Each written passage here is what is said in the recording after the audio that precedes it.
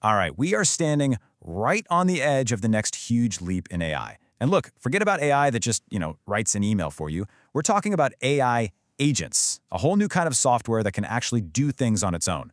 So today, we're going to break down exactly what they are and why they're probably going to change, well, everything. This quote right here, it just hits the nail on the head. Agents are the natural evolution of language models made useful in software. Really, it's all about taking the thinking power of the AI we have today and finally giving it the ability to act. And this visual really shows you that fundamental shift. The AI we're used to, it's passive. You give it a prompt, it spits out an answer. You have to keep telling it what to do. But an AI agent, that's totally different. It's autonomous. It doesn't just predict or create, it plans and it acts to achieve a goal, all by itself. So think of it like this. It's the difference between asking your assistant for directions and just saying, "Get me to the airport," and trusting them to figure out the traffic, the route, the whole shebang. So what's actually under the hood of an AI agent? I mean, how do they work? Well, it pretty much boils down to three core parts that work together almost like they're a living thing. So first up, of course, you've got the brain. This is a large language model. It's the core engine that does all the thinking, processing info, weighing the options, and making the actual decisions about what to do next. But, a brain can't do a whole lot if it can't interact with the world around it. And that's where the hands come in. These are the tools, things like APIs, access to databases, or a simple web search, that let the agent take real action, not just, generate some text. And the thing that connects it all together? That's the nervous system. You can think of this part as the conductor of the whole symphony.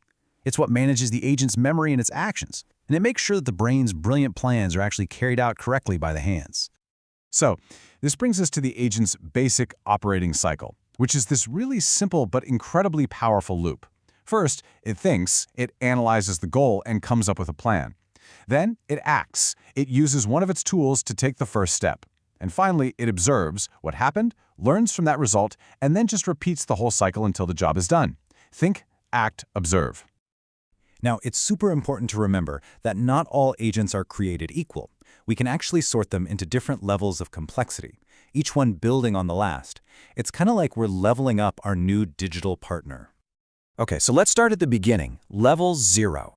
This is basically what we call a brain in a jar. It's a really powerful language model, but it's operating in complete isolation. It knows everything it was trained on, right? So it can give you a perfect history of the New York Yankees.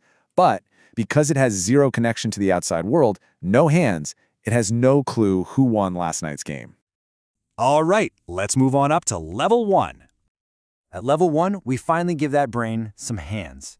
We connect it to a tool, something like a search API, so it can get real-time information.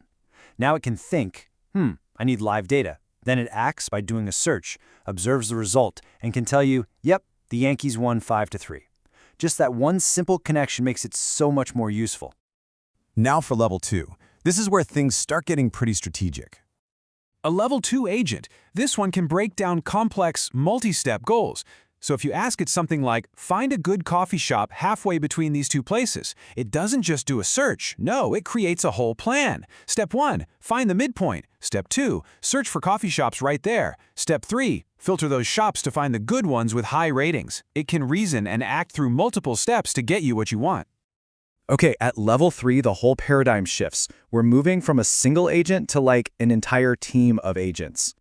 This is what we call a multi-agent system. So instead of one super smart agent trying to do everything, you've got a project manager agent that coordinates a whole team of specialists. This actually looks a lot more like how we work as humans, right? We have a division of labor. So for instance, if you want to launch a new product, the project manager agent isn't doing all the work itself. It delegates. It says, okay, market research agent, you go to do the research. Marketing agent, you write the press release. Web dev agent, you build the web page. It orchestrates the whole thing. And finally, we get to level 4, which is pretty much the frontier of where we are right now. A level 4 system is self-evolving, and this is a massive leap. If this kind of agent runs into a problem and realizes it's missing a tool it needs, it can just build that tool itself. It can even create a whole new specialized agent to fill a gap, which means it's actively, constantly expanding its own skill set. So we've got these incredibly powerful systems, some that can even evolve on their own. But as they start moving out of the lab and into the real world, we run into a really critical question. With all this new autonomous power, how do we actually keep it all under control? I mean, this is the million-dollar question for any company that's thinking about using agents, right? How can you be sure they're reliable, that they're safe, and that they're actually delivering real value? You can't just let them run wild and hope for the best. The answer, it turns out, is a brand new discipline called Agent Ops. It's basically a framework for managing this new reality. It means measuring success so you actually know if they're providing value, ensuring safety by building in guardrails they can't cross, and establishing trust through constant testing and human feedback. And when you combine that incredible agent technology with the discipline of agent ops, well, you get something that's more than just software. You get what this quote calls it, a new member of your team, a truly capable and adaptable digital partner. And that right there brings us to our final thought. As we start moving from being the people who do all the work to being the people who direct these new autonomous teammates, the very nature of our own jobs is going to change profoundly. So the question I want to leave you with is this. If agents are going to be our new teammates, what's our new role?